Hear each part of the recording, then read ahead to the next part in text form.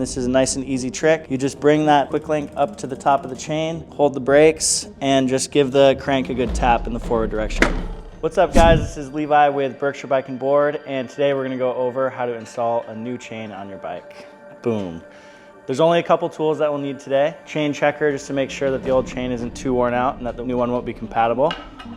We got a chain breaker to cut the chain to length. And then depending on the type of your old chain, we'll use these Masterlink pliers to get that off of there. The first important step to this is to take a chain checker and measure the old chain on your bike. Now, we're probably replacing the chain because the old one was worn out, but there is such a thing as the chain being so worn out that the new one will not fit. You can check out one of our other videos to make sure you know how to do that, but again, nice and easy. Here at Berkshire Bike and Board, we really believe in systemizing our components. So for all intents and purposes, we're gonna match the speeds of the bike and the brand of chain to our drivetrain. Now, there are all sorts of options out there. We've just found the best reliability and the best performance comes from a matching setup. So SRAM GX 12-speed chain, it's gonna go on a SRAM 12-speed bike. We got a 11-speed Shimano chain. We're gonna make sure that's on an 11-speed Shimano bike. The process is gonna be more or less the same throughout all bikes. However, there is one caveat. A wide range, single chainring, 1x drivetrain is gonna require a little bit longer of a chain than a 2x classic drivetrain. So we'll go through both of those steps. We'll show you how to measure them. Same process, just a little bit longer on the 1x, and we'll go from there. Subscribe. All right, so the first thing we're gonna do is take our chain measuring tool and just make sure that the chain isn't worn past the 0.5, 0.75 mark, which we're good. So this bike will take a new chain. It's never a bad idea to save the chain until this process is over, just to make sure if you do have some skipping that you don't have to go out and buy a new drivetrain. You can put that old chain back on until you're ready to get one. One thing you'll notice is I am in the smallest gears, front and back. That just gives us a little bit more slack to work with. We're gonna find the Masterlink. I'm gonna take my quick link pliers and just pop it off and remove the chain.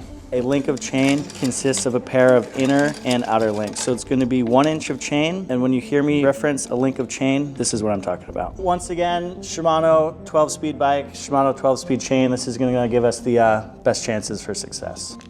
Here's where things are gonna get a little bit tricky. This is the majority of the process, and making sure that we have that right length chain is gonna make sure that we can use all of our gears, that we're gonna get good shifting in every combination. Every bike has a different chainstay length, different size gears, so the chains are all gonna ship more or less in one longer length, and we're gonna need to cut them to the size of our bike. I'm gonna run it over the biggest ring in the front. I'm gonna run it over the biggest ring in the back, and I'm going to skip the derailleur for this. Now, for chains with a quick link, we're gonna make sure we're ending at an inner link on the front and the back, and we're just gonna bring this end of the chain up to this end, making sure it's finding all of the teeth on both the front and rear chain rings and cassette. Now, what I'm looking for is the 2 links of inner plates that match up. So right here, this is gonna be what I like to call my guide link.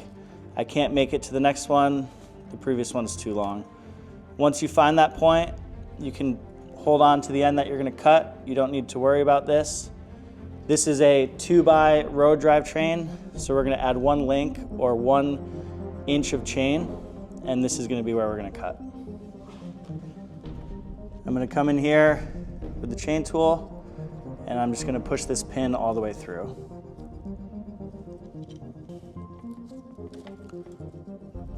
And we've cut our chain. So just to give you a little bit better of an angle of what I was doing while I was sizing this chain, I was matching the chain up and pulling it tight to where it was matching its closest 2 inner links. Inner link here that goes under the plate.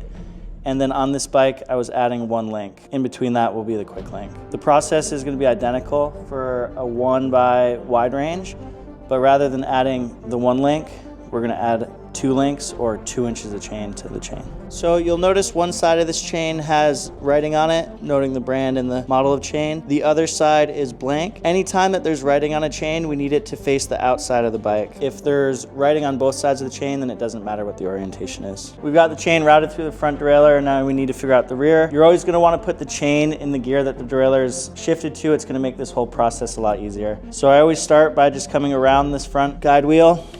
I move the derailleur down, and you do have to tuck it through this tab in the back, and then it comes down and around the lower guide wheel. There are arrows on these quick links. The outside arrow is always going to face the direction that the chain is traveling. So to make the arrow face backwards, it's going to go through like this.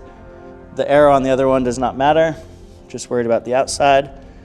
And basically, we're just going to pull these two together and they're going to hook into place. Now, this pin is not connected. It takes a little bit of force to connect, and this is a nice and easy trick. You just bring that quick link up to the top of the chain, hold the brakes, and just give the crank a good tap in the forward direction. We can see that this quick link is locked into place. From here, we're just going to shift through all different combinations of the gears, mainly paying attention to the small and small to make sure that this chain still has tension on it. And then I'm going to check the opposite range of gears up in large, large, and just make sure that this derailleur isn't overextended, looking something like this. We still have good angle in the biggest rings.